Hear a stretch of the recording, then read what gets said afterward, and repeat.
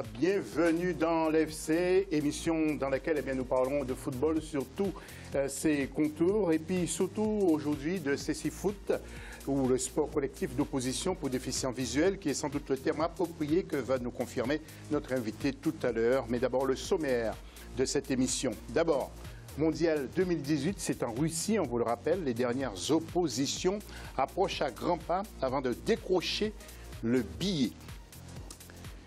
Nous irons aussi au Togo qui vient de rendre public les équipes qui vont participer au prochain championnat. Et puis la Ligue des champions, nous irons en Europe pour faire un clin d'œil aux nombreux compatriotes qui participent à cette épreuve.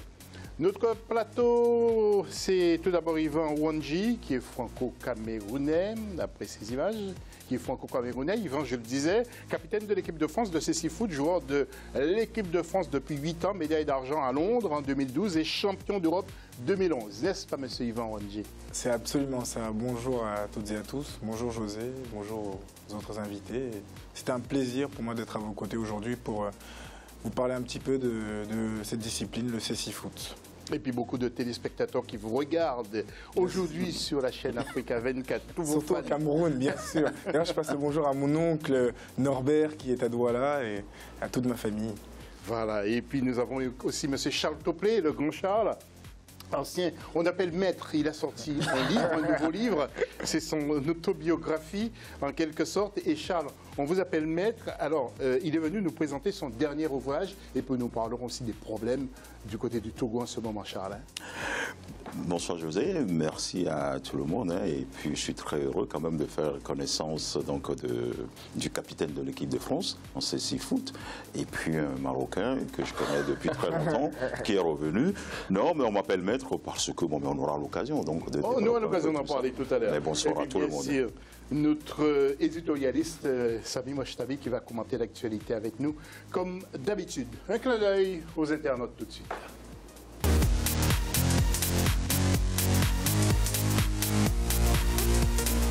Et puis la question, quel regard portez-vous sur les joueurs africains qui évoluent en Europe? Vous n'hésitez pas pour intervenir, toujours le Facebook Africa 24 TV ou sur Twitter avec le hashtag Africa 24. Et n'hésitez pas de nous retrouver aussi sur la page Facebook, donc au Twitter de l'Africa 24 Football Club. Tout de suite la une de ce magazine.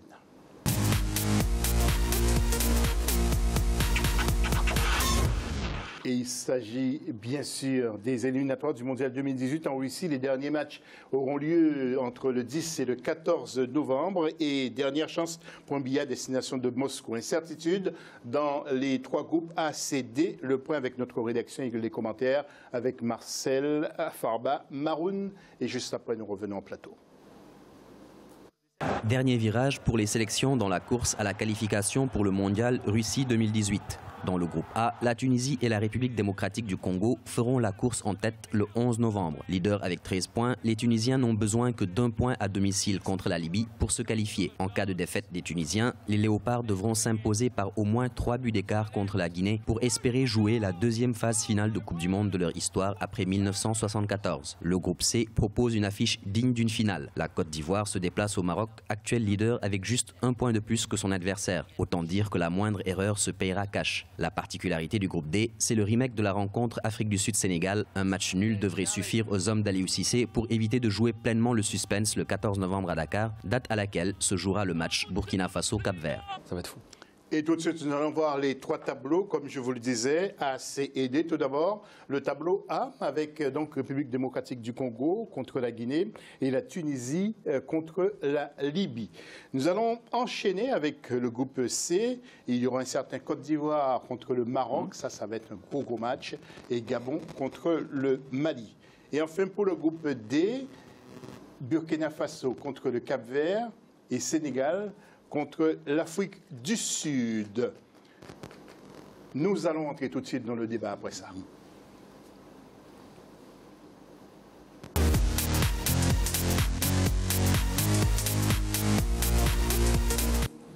Alors, je vous demanderai pas, Sami, votre pronostic, mais votre diagnostic sur ces prochains matchs. Alors, le groupe le plus délicat, sans doute, ce sera le groupe du Sénégal, mais aussi un certain Côte d'Ivoire-Maroc. Exactement, ouais, ça va être un final de toute beauté. Maintenant, je pense sincèrement pour le Sénégal ou la Tunisie, ces deux pays sont quasiment qualifiés. Il faudrait vraiment un véritable faux pas de la part des Tunisiens pour ne pas participer à cette Coupe du Monde. Le Sénégal a eu la chance de voir sa défaite en Afrique du Sud annulée par la CAF, donc ça lui a redonné un match à jouer en plus. Ils ont déjà 2 points d'avance sur le Burkina. Le Sénégal, pour moi, est en ballottage favorable. Pour moi, la seule incertitude des qualifications de cette Coupe du Monde 2018, ça reste donc le groupe du Maroc avec la Côte d'Ivoire. Une finale, oui, on peut appeler ça une finale de groupe. Des deux côtés, moi j'ai entendu dire que du côté d'Abidjan, au Félicia, ça va être la guerre. Les Ivoiriens sont prêts, ils ne peuvent pas se permettre de ne pas participer à cette Coupe du Monde. Et du côté du Maroc, les échos sont aussi très bons. Renard a réussi à construire un groupe, il a construit une belle dynamique sportive avec la très belle CAN 2017. Maintenant, il y a un véritable collectif. Il a réussi à faire de ses individualités, de ses talents, une véritable équipe. Et le Maroc s'avance confiant à Abidjan, alors qu'il y a quelques années, on aurait dit, bon, les Ivoiriens, il y a de grandes chances qu'ils passent, on donne peu de chance au Maroc. Et là, maintenant, le Maroc a une véritable chance. Ils ne vont pas jouer le nul, parce que ça va être très compliqué. Ils vont jouer la victoire. Et je sens bien, 20 ans après 98, donc, le Maroc participer à une nouvelle Coupe du Monde. Et ce serait énorme pour le peuple marocain. Nous reviendrons vers Yvan tout à l'heure, Yvan Wanji, mais Charles, ce type de confrontation, par exemple, un certain Côte d'Ivoire qui a eu comme entraîneur quand même celui du Maroc, qui retourne là-bas, est-ce qu'il ne peut pas influencer ce match? Attention, je ne parle pas de magouille, mais influencer les joueurs en disant, tiens, un Renard qui arrive, tiens, je ne sais pas. Et puis le public marocain aussi qui va faire le déplacement, j'imagine.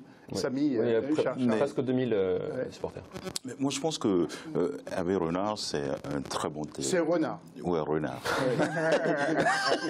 Donc, c'est un très bon tacticien et technicien. Donc, voilà. Et je pense quand même que ce qu'il a fait au Maroc est une très, très, très belle chose, déjà.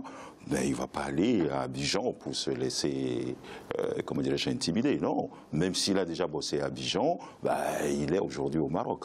Ouais. Donc, la vérité, c'est le terrain. Mais il connaît le football. Il connaît très bien le football marocain. Exactement. C'est ce que je dis. C'est ce que je dis. C'est ce qu'il a dit.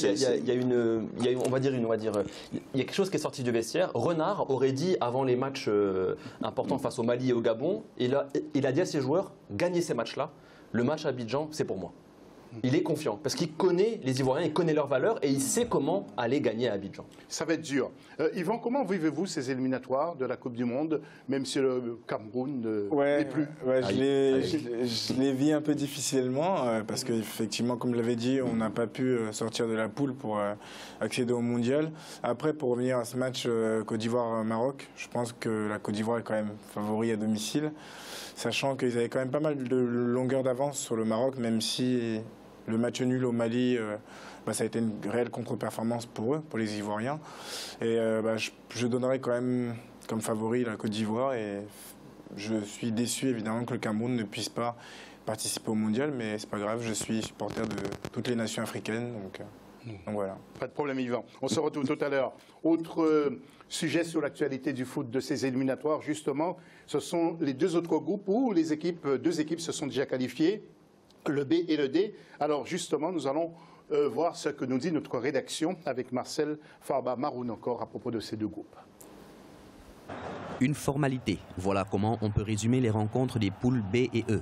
Avec sa victoire face à la Zambie lors de la 5e journée dans la poule B, le Nigeria est devenu le premier pays africain qualifié pour la Coupe du Monde 2018. Les Super Eagles vont croiser les Algériens à l'extérieur le 10 novembre pour tenter de finir en beauté. L'affiche Zambie-Cameroun le lendemain sera donc sans enjeu. Dans le groupe E, l'Égypte, qui a été la deuxième nation à valider son billet, affrontera le Ghana le 12 novembre dans une rencontre qui constitue tout de même l'un des classiques du continent. Enfin, le Congo et l'Ouganda joueront une heure avant dans un match également sans enjeu.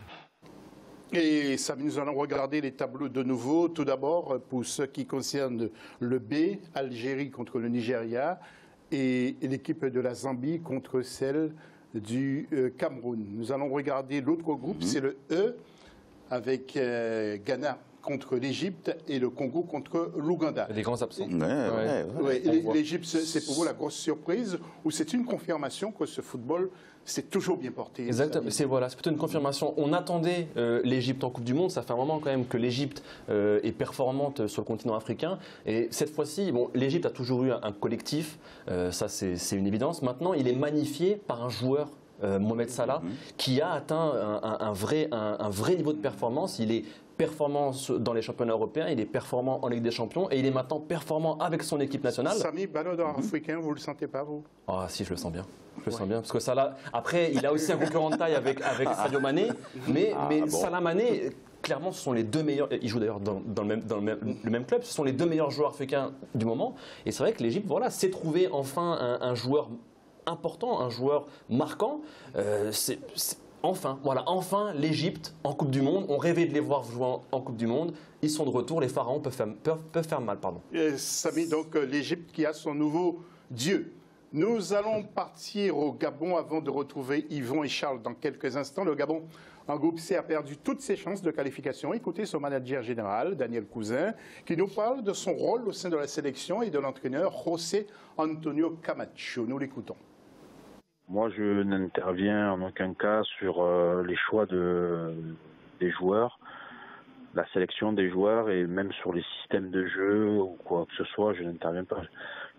Peut-être si un jour je suis adjoint, je pourrais le faire, j'aurais le droit de donner mon avis, mais pour l'instant, non. Je travaille avec un intendant et je surveille son travail, faire en sorte que les joueurs soient bien logés, que les voyages, les déplacements se passent bien et que tout le monde arrive à l'heure. Camacho, il est arrivé dans un contexte difficile, vous l'avez bien vu, il est arrivé à la CAN. Pratiquement, il ne connaissait pas les joueurs, donc il y a eu un petit moment d'adaptation et pour l'instant, les résultats ne sont pas là. Mais est-ce qu'on peut mettre la responsabilité que sur lui? Je ne sais pas. Je pense que c'est un ensemble. Moi, je pense que c'est un ensemble, c'est tout. Et lui, c'est sa première expérience africaine et c'est vrai que ça ne démarre pas trop bien, mais c'est les dirigeants qui doivent faire son bilan, regarder ce qui a été bien, ce qui n'a pas été bien fait, et surtout se concerter. Il faut parler, il faut s'asseoir, il faut discuter pour essayer d'avancer. Oui. Alors, avant de partir au Caire pour parler de la finale allée de la Ligue des Champions avec Samy, Yvan et Charles, un petit mot sur l'Égypte en deux mots. Pourtant, il y a pas un problème politique, mais le président est un peu contesté en Occident et pourtant c'est pas lié avec le football, le sport, et le football marche bien. Donc la politique n'a rien à voir avec ce... Oui, c'est vrai qu'on dissocie la politique effectivement de l'évolution de cette équipe-là. Après, comme je disais lors de cette interview, je disais vraiment que Salah, il a franchi vraiment un palier. On le voit à Liverpool et effectivement, je ne m'attendais pas à ce que l'Égypte accède à la Coupe du Monde cette fois-ci, mais les années précédentes, notamment il y a 10 ans, 12 ans, ils avaient un réel collectif et ça marchait bien. C'est plus à ce moment-là qu'on s'attendait à ce qu'ils se qualifient pour le mondial, mais effectivement c'est une performance qui est surprenante, mais c'est bien pour l'Égypte, positif. Oui. Mon cher Charles, vous avez 30 secondes, Charles. Mais moi, je pense que c'est un travail qui a été fait en amont. Hein, donc voilà, les garçons ont su travailler. Salah a apporté aussi son expérience et sa vision avec le manager qui sont à la tête donc, de cette équipe-là. Ça ne me surprend pas qu'on revoie un peu l'Égypte en Coupe du Monde. Avec son entraîneur adjoint argentin notamment. Super. Alors, à Alexandrie, demi-finale allée de la Ligue des Champions, nous allons voir en image et l'équipe de Wydad Casablanca qui a piégé justement Al-Ahly. Donc Mohamed Zakaria a marqué pour l'équipe d'Al-Ahly. Et puis l'égalisation, c'est Achraf Bencherki pour l'équipe de Wydad. Mon cher Samy, j'imagine que vous avez dû passer une sacrée nuit blanche en arrosant ce match nul, non? Oui, j'ai essayé, même si de tradition, moi, ma famille, elle est pour le Raja, le club ennemi du Wydad. Mais bon, c'est vrai qu'on est quand même content pour le football marocain. Ça faisait longtemps que le football de club marocain se cherchait une grande équipe. C'était un match très compliqué. Les deux équipes s'étaient rencontrées en poule. Il faut le rappeler, il y avait eu 2-0 en Égypte, 2-0 au Maroc. Donc les compteurs étaient à 0. Al-Ahly a vraiment dominé cette rencontre. C'était une attaque-défense. Zakaria, il a marqué un but magnifique. Mais le Tunisien a été virevoltant. Il a vraiment apporté le danger dans la surface marocaine à chaque instant. C'était compliqué. Mais la défense des Wydadi, elle a tenu bon. C'était vraiment impressionnant. C'était vraiment impressionnant. Et je pense que ce match nul ramené d'Égypte, c'est énorme pour les Marocains, puisque à Casa, l'ambiance, elle sera folle. On sait que les Wydadi sont vraiment très très bons à domicile. C'est leur fief. C'est très dur de gagner à Casablanca. Le stade sera plein. Il sera en feu.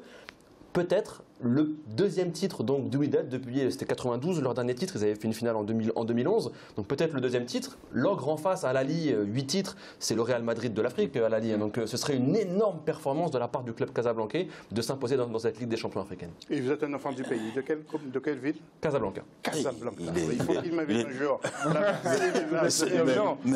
Pas qu'il vous invite, qu'il nous invite. Qu'il nous invite. C'est la fin de la première partie de cette émission. On se retrouve juste après la pause, la petite pause. À tout à l'heure.